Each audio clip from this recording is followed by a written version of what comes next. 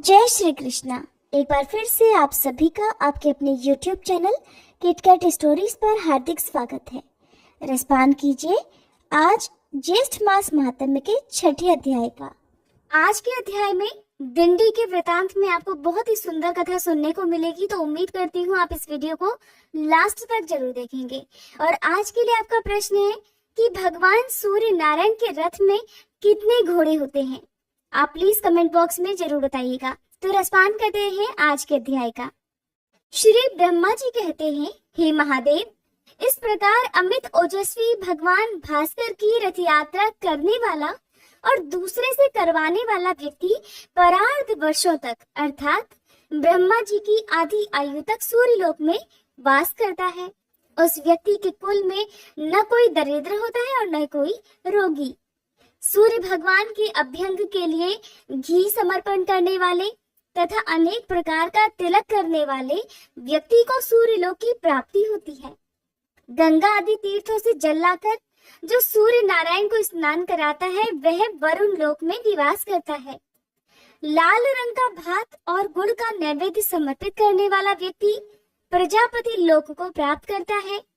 भक्ति पूर्वक सूर्य नारायण को स्नान कराकर पूजन करने वाला व्यक्ति सूर्य लोक में निवास करता है। जो व्यक्ति सूर्य देव को रथ चढ़ाता है, रथ के मार्ग को पवित्र करता और पुष्प तोरण पताका आदि से सजाता है, वह वायु लोक में निवास करता है। जो व्यक्ति नृत्य गीत आदि के द्वारा वृहद उत्सव मनाता है, वह सूर्य लोक को प्राप्त करता है। जब सूर्य देव रथ पर विराजमान होते हैं, उस दिन जागरण करने वाला पुण्यवान व्यक्ति निरंतर आनंद प्राप्त करता है। जो व्यक्ति भगवान सूर्य की सेवा आदि के लिए व्यक्ति को नियोजित करता है अर्थात आमंत्रित करता है, वह सभी कामनाओं को प्राप्त कर सूर्य लोक में निवास करता है। रथारूढ़ भगवान सूर्य का दर्शन करना तो बहुत ही बड़े सौभाग्य की बात है। जब रथ की यात्रा उत्तर अथवा दक्षिण दिशा की ओर होती है, उस समय दर्शन करने वाला व्यक्ति धन्य होता है। और जिस दिन रथ यात्रा हो उसके साल भर बाद उसी दिन पुनः रथ यात्रा करनी चाहिए। यदि वर्ष के बाद यात्रा ना करा सके तो 12वें वर्ष अतिशय उत्साह के साथ उत्सव संपन्न कर यात्रा संपन्न करानी चाहिए। बीच में यात्रा फिर नहीं करानी चाहिए। इस बीच इंद्रध्वज के उत्सव में भी यदि विघ्न हो जाए तो 12 वर्ष में ही उसे संपन्न करना चाहिए, उससे पहले नहीं। जो व्यक्ति रथ यात्रा की व्यवस्था करता है वह इंद्रादि लोकपाल के सायुज्य को प्राप्त करता है। और यात्रा में विघ्न करने वाले व्यक्ति मंदेह जाति के राक्षस हो जाते हैं। सूर्य नारायण की पूजा किए बिना जो अन्य देवताओं की पूजा करता है वह पूजा ही निष्फल है। रथ यात्रा के समय जो सूर्य नारायण का दर्शन करता है वह निष्पाप हो जाता है। षष्ठी, सप्तमी, पूर्णिमा, अमावस्या और रविवार के दिन दर्शन करने से बहुत पुण्य होता है। आषाढ़, कार्तिक और माघ की पूर्णिमा को दर्शन करने से अनंत पुण्य की प्राप्ति होती है। इन तीनों मासों में भी रथ यात्रा करनी चाहिए और इनमें भी कार्तिकी अर्थात कार्तिक पूर्णिमा को विशेष फलदायक होने से महाकार्तिकी कहा गया है। इन समयों में उपवास कर जो भक्ति पूर्वक भगवान की आराधना करता है और व्रत रखता है वह सद्गति को प्राप्त होता है। संसार पर अनुग्रह करने के लिए प्रतिमा में स्थित होकर सूर्य देव स्वयं पूजन ग्रहण करते हैं। और जो व्यक्ति मुंडन कराकर स्नान, जप, होम, दान आदि करता है वह दीक्षित हो जाता है। सूर्य भक्त को अवश्य ही मुंडन भी कराना चाहिए। जो व्यक्ति इस प्रकार दीक्षित होकर सूर्य नारायण की आराधना करता है वह परम गति को प्राप्त होता है। महादेव जी, इस रथ यात्रा के विधान का मैंने वर्णन किया। इसे जो भी पढ़ता है, सुनता है, वह सभी प्रकार के रोगों से मुक्त हो जाता है और विधि पूर्वक रथ यात्रा का संपादन करने वाला व्यक्ति सूर्य लोक को जाता है। रथ सप्तमी तथा भगवान सूर्य की महिमा का वर्णन भी अब आप सुनिए। श्री ब्रह्मा जी कहते हैं, हे रुद्र, माघ मास के शुक्ल पक्ष की षष्ठी तिथि को उपवास करके दंध आदि उपचारों से भगवान सूर्य नारायण की पूजा कर रात में उनके सामने शयन करना चाहिए। सप्तमी में प्रातःकाल विधि पूर्वक पूजा करें और उदारता पूर्वक ब्राह्मणों को भोजन कराएं। इस प्रकार से 1 वर्ष तक सप्तमी को व्रत रखकर रथ यात्रा करें। कृष्ण पक्ष में तृतीया तिथि को एक भुक्त, चतुर्थी को नक्त व्रत, पंचमी को अयाचित व्रत, षष्ठी को पूर्ण उपवास तथा सप्तमी को पारण करें। रथस्थ भगवान सूर्य की भलीभांति पूजा कर स्वर्ण तथा रत्नादि से अलंकृत तथा तोरण पताकाओं से सुसज्जित रथ में सूर्य नारायण की प्रतिमा की स्थापना कर ब्राह्मण की पूजा करके उसका दान कर देना चाहिए। स्वर्ण के भाव में चांदी, ताम्र, आटे आदि का रथ बनाकर आचार्य को दान करें। हे महादेव, यह सप्तमी तिथि बहुत ही उत्तम है। पापों का हरण करने वाली इस रथ सप्तमी को, जो कि माघ मास की सप्तमी तिथि होती है, उस दिन भगवान सूर्य के निमित्त किया गया स्नान, दान, होम, पूजा आदि सत्कर्म 1000 गुना फलदायक हो जाता है। साथ ही ज्येष्ठ मास की सप्तमी तिथि को, जिसे भानु सप्तमी कहा जाता है, इस दिन जो भी भक्त विधि विधान से सत्कर्म करता है, भगवान सूर्य नारायण की पूजा करता है, उसके जन्मों जन्मों के पापों का नाश हो जाता है। इस सप्तमी के महात्म्य का भक्ति पूर्वक श्रवण करने वाला व्यक्ति ब्रह्म हत्या के पाप से भी मुक्ति पा जाता है। सुमंतु मुनि ने कहा, हे राजन, इस प्रकार रथ यात्रा का विधान बताकर ब्रह्मा जी अपने लोक को चले गए और रुद्र देवता भी अपने धाम को चले गए। अब आप और क्या सुनना चाहते हैं, ये भी बताइए। राजा शतानी कहने लगे, हे महाराज, सूर्य देव के प्रभाव का मैं कहाँ तक वर्णन करूं, क्योंकि उन्हीं के अनुग्रह से युधिष्ठिर आदि मेरे पितामहों को सभी प्रकार का दिव्य भोजन प्रदान करने वाला अक्षय पात्र मिला था, जिसे वन में भी वे ब्राह्मणों को संतुष्ट किया करते थे। जिन भगवान सूर्य की देवता, ऋषि, सिद्ध तथा मनुष्य आदि निरंतर आराधना करते हैं तथा उन भगवान भास्कर के महात्म्य को अनेकों बार सुनते हैं, किंतु मुझे उनका महात्म्य अनेकों बार सुनते सुनते भी तृप्ति नहीं होती। जिनसे संपूर्ण विश्व उत्पन्न हुआ है तथा जिनके उदय होने से ही सारा संसार चेष्टावान होता है, जिनके हाथों से लोक पूजित ब्रह्मा जी और विष्णु तथा ललाट से शंकर जी उत्पन्न हुए हैं, उनके प्रभाव का वर्णन भला कौन कर सकता है। अब मैं ये सुनना चाहता हूँ कि जिस मंत्र, स्तोत्र, दान, स्नान, जप, पूजन, होम, व्रत तथा उपवास आदि कर्मों के करने से भगवान सूर्य प्रसन्न होकर सभी कष्टों को निवृत्त करते हैं, अर्थात दूर करते हैं और संसार सागर से मुक्त करते हैं, आप उन्हीं उत्तम मंत्र, स्तोत्र, रहस्य, विद्या, पाठ, व्रत आदि को बताइए, जिससे भगवान सूर्य का कीर्तन हो और जीवा धन्य हो जाए, क्योंकि जीवा भी वही धन्य होती है जो भगवान सूर्य का स्तवन करती है। सूर्य की आराधना के बिना ये शरीर तो व्यर्थ है। एक बार भी सूर्य नारायण को प्रणाम करने से प्राणी का भवसागर से उद्धार हो जाता है।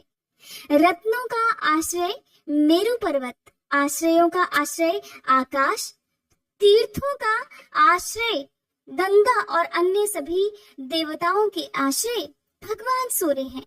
हे मुने, इस प्रकार अनंत गुणों वाले भगवान सूर्य के महात्म्य को मैंने बहुत बार सुना है।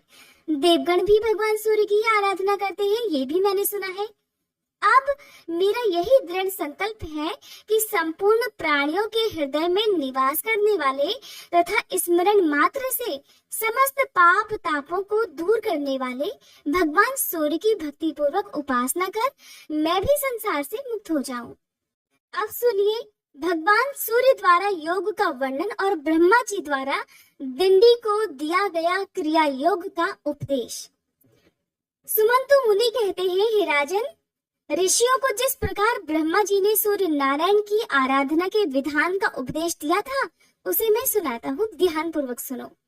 किसी समय ऋषियों ने ब्रह्मा जी से प्रार्थना की थी कि हे महाराज, सभी प्रकार की चित्त वृत्ति के निरोध रूपी योग को आपने कैवल्य पद देने वाला कहा है, किंतु यह योग अनेक जन्मों की कठिन साधना के द्वारा ही प्राप्त हो सकता है, क्योंकि इंद्रियों को बलात् आकृष्ट करने वाले विषय अत्यंत दुर्जय हैं। मन किसी प्रकार से स्थिर नहीं होता, राग द्वेष आदि दोष नहीं छूटते और पुरुष भी अल्पायु होते हैं। योग सिद्धि का प्राप्त होना अतिशय कठिन है। अतः आप ऐसे किसी साधन का उपदेश कीजिए जिससे बिना परिश्रम के ही निस्तार हो सके। तब ब्रह्मा जी कहने लगे, हे मुनीश्वरों, यज्ञ, पूजन, नमस्कार, जप, व्रतोपवास और ब्राह्मण भोजन आदि से सूर्य नारायण की आराधना करना ही इसका मुख्य उपाय है। यह क्रिया योग है। मन, बुद्धि, कर्म, दृष्टि आदि से सूर्य नारायण की आराधना में तत्पर रहे। वे ही परब्रह्म, अक्षर, सर्वव्यापी, सर्वकर्ता, अव्यक्त, अचिंत्य और मोक्ष को देने वाले हैं। अतः आप उनकी आराधना कर अपने मनोवांछित फल को प्राप्त करें और भवसागर से मुक्त हो जाएं।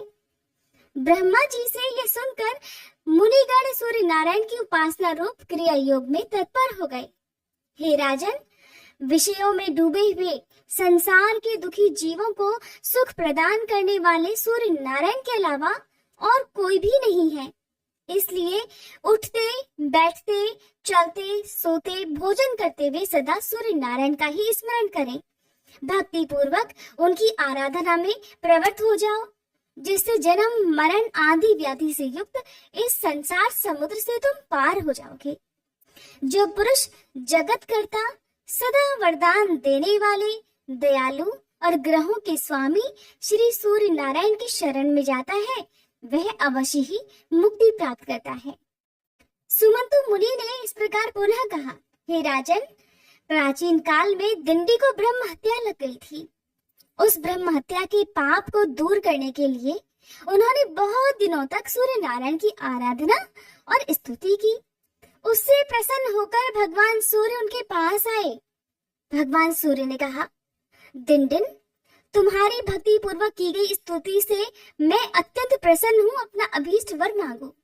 तब दिंडी ने कहा, महाराज, आपने पधारकर मुझे दर्शन दे दिए, यही मेरे लिए बहुत बड़े सौभाग्य की बात है। यही मेरे लिए सर्वश्रेष्ठ वर भी है।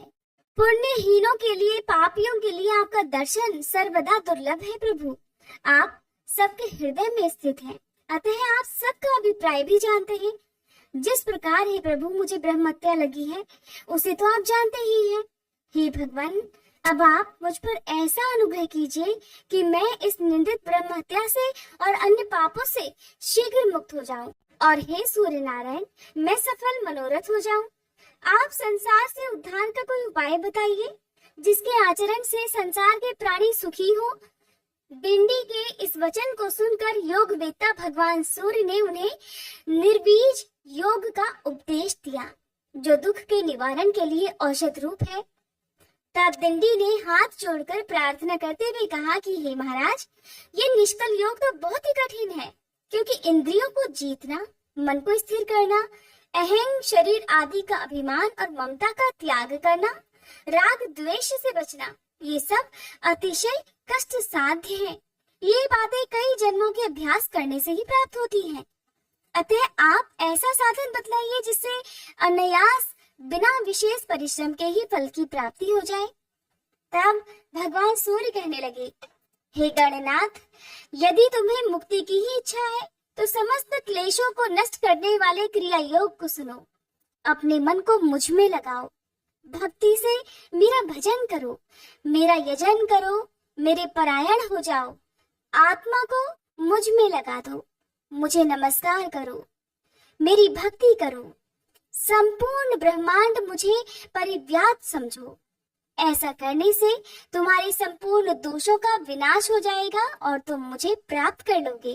भली भांति मुझ में आसक्त हो जाने पर राग, लोभ आदि दोषों के नाश हो जाने से कृतकृत्यता हो जाती है।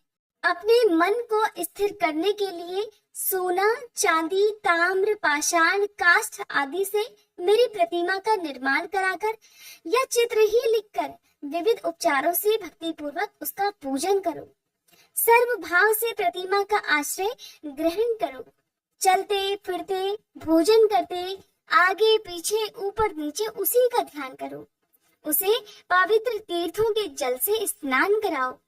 गंध, पुष्प, वस्त्र, आभूषण, विविध नैवेद्य और जो भी पदार्थ स्वयं को प्रिय हो उन्हें अर्पण करो। इन विविध उपचारों से मेरी प्रतिमा को संतुष्ट करो। कभी गाने की इच्छा हो तो मेरी मूर्ति के आगे मेरा गुणानुवाद गाओ, सुनने की इच्छा हो तो हमारी कथा सुनो। इस प्रकार मुझ में अपने मन को अर्पण करने से तुम्हें परम पद की प्राप्ति हो जाएगी। सभी कर्म मुझ में अर्पण कर दो, डरने की कोई बात नहीं।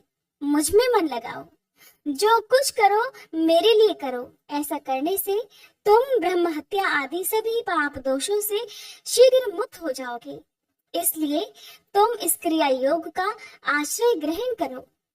सूर्य भगवान की बात सुनकर दंडी बोले, हे महाराज, इस अमृत रूप क्रिया योग को आप विस्तार से कहिए, क्योंकि आपके बिना कोई भी इसे बतलाने में समर्थ नहीं है। ये अत्यंत गोपनीय और पवित्र है। तब भगवान सूर्य कहने लगे, तुम चिंता मत करो, इस संपूर्ण क्रिया योग का ब्रह्मा जी तुम्ही को विस्तार पूर्वक उपदेश करेंगे और मेरी कृपा से तुम इसे ग्रहण करोगे। इतना कहकर तीनों लोकों के दीप स्वरूप भगवान सूर्य अंतर ध्यान हो गए और दिंडी भी ब्रह्मा जी के धाम को चले गए। ब्रह्मलोक पहुंचकर दिंडी सूर्यज्येष्ठ चतुर्मुख ब्रह्मा जी को प्रणाम करके कहने लगे, हे ब्राह्मण, मुझे भगवान सूर्य देव ने आपके पास भेजा है। आप कृपा कर मुझे क्रिया योग का उपदेश करें, जिसके सहारे मैं शीघ्र ही भगवान सूर्य को प्रसन्न कर सकूं। तब श्री ब्रह्मा जी बोले, गणाधिप, भगवान सूर्य का दर्शन करते ही तुम्हारी ब्रह्मत्या तो नष्ट हो गई। तुम भगवान सूर्य के कृपा पात्र हो। यदि सूर्य नारायण की आराधना करने की तुम्हारी इच्छा है तो प्रथम दीक्षा ग्रहण करो, क्योंकि दीक्षा के बिना उपासना नहीं होती। अनेक जन्मों के पुण्य से भगवान सूर्य में भक्ति होती है। जो पुरुष भगवान सूर्य से द्वेष रखता है, ब्राह्मण तथा वेदों की निंदा करता है, उसे अवश्य ही अधम पुरुष से उत्पन्न समझो। माया के प्रभाव से ही अधम पुरुषों की कुकर्म में प्रवृत्ति होती है और उनके स्वल्प शेष रहने पर सूर्य की आराधना के लिए दीक्षा की इच्छा होती है। इस भवसागर में डूबने वाले पुरुषों का हाथ पकड़कर उद्धार करने वाले एकमात्र भगवान सूर्य ही हैं। इसलिए तुम दीक्षा ग्रहण कर भगवान सूर्य में तन्मय होकर उनकी उपासना करो। इससे शीघ्र ही भगवान सूर्य तुम पर अनुग्रह करेंगे। दिंडी ने पूछा, हे महाराज, दीक्षा का अधिकारी कौन पुरुष है और दीक्षा ग्रहण करने के बाद क्या करना चाहिए, कृपया आप इसे भी बताइए। तब श्री ब्रह्मा जी कहने लगे, हे दिंडिन, दीक्षा ग्रहण की इच्छा वाले व्यक्ति को मन, वचन और कर्म से हिंसा नहीं करनी चाहिए। सूर्य भगवान में भक्ति करनी चाहिए। दीक्षित ब्राह्मणों को सदा नमस्कार करना चाहिए। किसी से द्रोह नहीं करना चाहिए और सभी प्राणियों को सूर्य के रूप में समझना चाहिए। देव, मनुष्य, पशु, पक्षी, चींटी, वृक्ष, पाषाण आदि जगत के सभी पदार्थों और आत्मा को सूर्य से भिन्न न समझकर मन, वचन और कर्म से जीवों में पाप बुद्धि नहीं करनी चाहिए। ऐसा ही पुरुष दीक्षा का अधिकारी होता है। जो गति सूर्य नारायण की आराधना से प्राप्त होती है, वो न तो तप से मिलती है और न बहुत दक्षिणा वाले यज्ञों के करने से। सभी प्रकार से जो भगवान सूर्य का भक्त है वह धन्य है। उस सूर्य भक्त के अनेक कुलों का उद्धार हो जाता है। जो अपने हृदय प्रदेश में भगवान सूर्य की अर्चा करता है वह निष्पाप होकर सूर्य लोक को प्राप्त होता है। सूर्य का मंदिर बनाने वाला अपनी 7 पीढ़ियों को सूर्य लोक में निवास कराता है और जितने वर्षों तक उस मंदिर में पूजा होती है उतने 1000 वर्षों तक वह सूर्य लोक में आनंद का भोग करता है। निष्काम भाव से सूर्य की उपासना करने वाला व्यक्ति मुक्ति को प्राप्त करता है। जो उत्तम लेप, सुंदर पुष्प, अतिशय सुगंधित धूप प्रतिदिन सूर्य नारायण को अर्पित करता है वह यज्ञ के फल को प्राप्त करता है। यज्ञ में बहुत सामग्रियों की अपेक्षा रहती है, इसलिए मनुष्य यज्ञ नहीं कर सकते, परंतु भक्ति पूर्वक दूरवा से भी सूर्य नारायण की पूजा करने से, यज्ञ करने से भी अधिक फल की प्राप्ति हो जाती है। इसलिए हे दिनदिन, गंध, पुष्प, धूप, वस्त्र, आभूषण तथा विविध प्रकार के नैवेद्य जो भी प्राप्त हो सके और जो तुम्हें प्रिय हो उन्हें भक्ति पूर्वक सूर्य नारायण को निवेदित करो। तीर्थों के जल, दही, दूध, घी, शक्कर और शहद से उन्हें स्नान कराओ। गीत, वाद्य, नृत्य, स्तुति, ब्राह्मण भोजन, हवन आदि से भगवान को प्रसन्न करो, किंतु सभी पूजाएं भक्ति पूर्वक और विश्वास के साथ होनी चाहिए। मैंने भगवान सूर्य की आराधना करके ही सृष्टि की है। विष्णु उनके अनुग्रह से ही जगत का पालन करते हैं और रुद्र ने उनकी प्रसन्नता से ही इस सृष्टि की संहार शक्ति प्राप्त की है। ऋषिगण भी उनकी ही कृपा प्रसाद को प्राप्त कर मंत्रों का साक्षात्कार करने में समर्थ होते हैं। इसलिए हे दिंडी, तुम भी पूजन, व्रत, उपवास आदि से वर्ष पर्यंत भगवान सूर्य की आराधना करो, जिससे सभी क्लेश दूर हो जाएंगे और तुम शांति प्राप्त करोगे। हरे कृष्णा। आज का अध्याय समाप्त हुआ। उम्मीद है ये वीडियो आपको पसंद आई होगी।